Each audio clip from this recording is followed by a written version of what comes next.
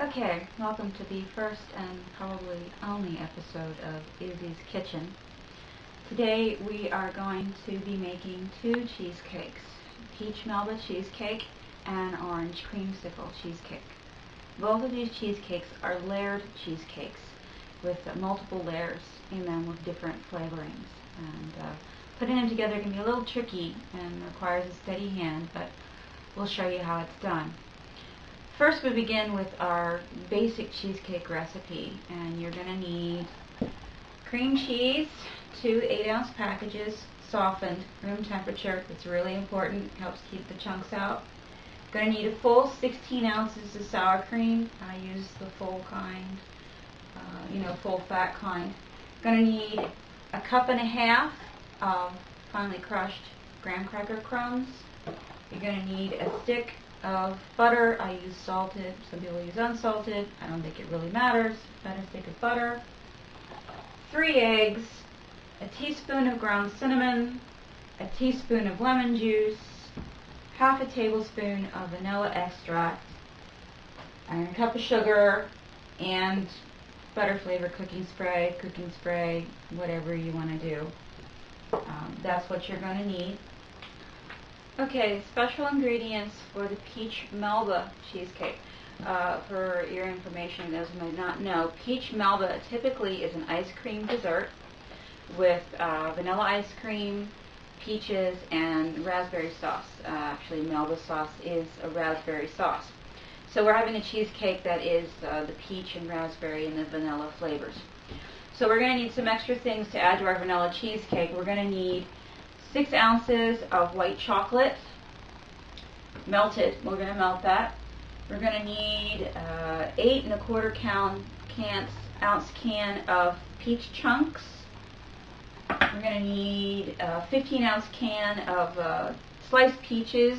And I like light syrup or pear juice. I don't like the heavy syrup. We're going to drain it anyway after we run it through the blender.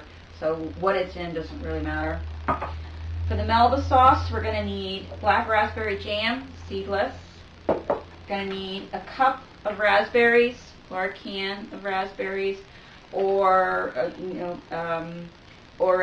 little dish, a tin of frozen raspberries you can get in the frozen section of your grocery store.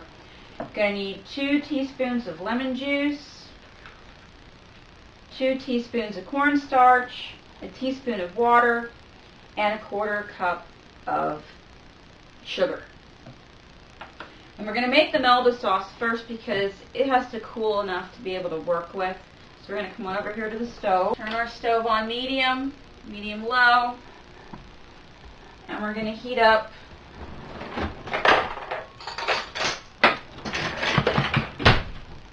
the jam.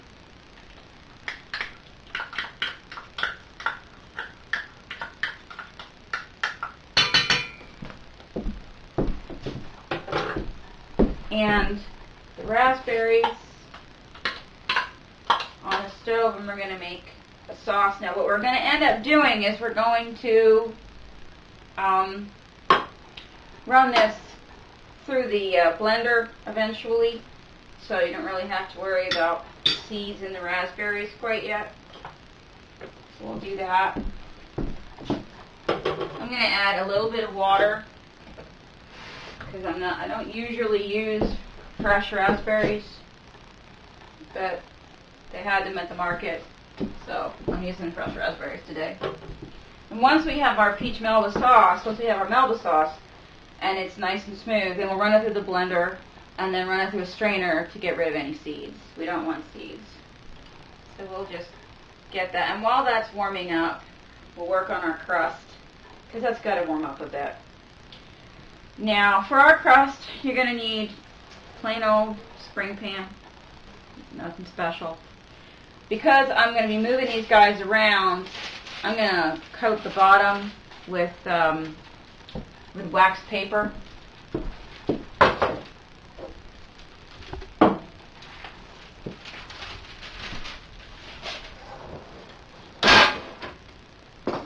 That'll just make it a little easier for me to be able to move it when all said and done.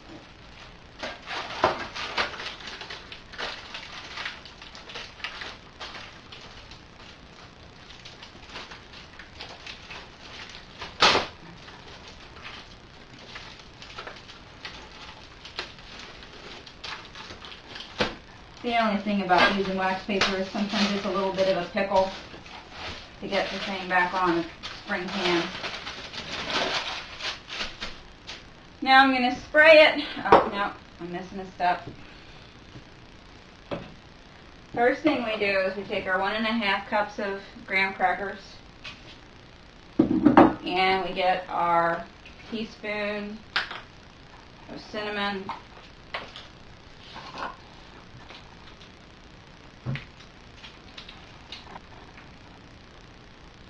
it's not an exact science, put that in there.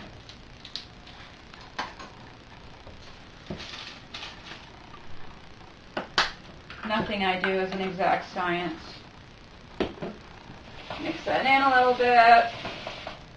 Now, I've previously melted a stick of butter, full stick of butter.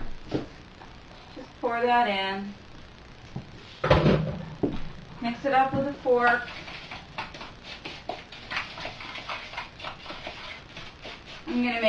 I'm probably going to make both of these because I want both crusts to be sitting in the fridge while I'm waiting for things to be mixed up and stuff. So we spray the pan with our cooking spray. Make sure that we're pretty well mixed up. Dump it in. Like I said, not an exact science. Kind of spread that out a little bit. Now this is a kill trick. You just take the bottom of a cup or some kind and you use it to flatten out your graham crackers and kind of get it up on the side some. Again, not an exact science.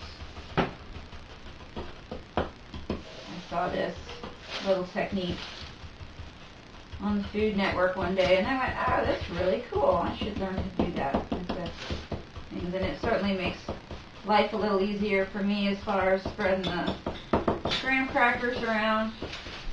Gets nice enough there on the sides.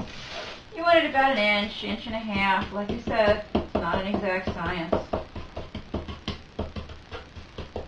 Just get that up there so that it's pretty well evenly distributed.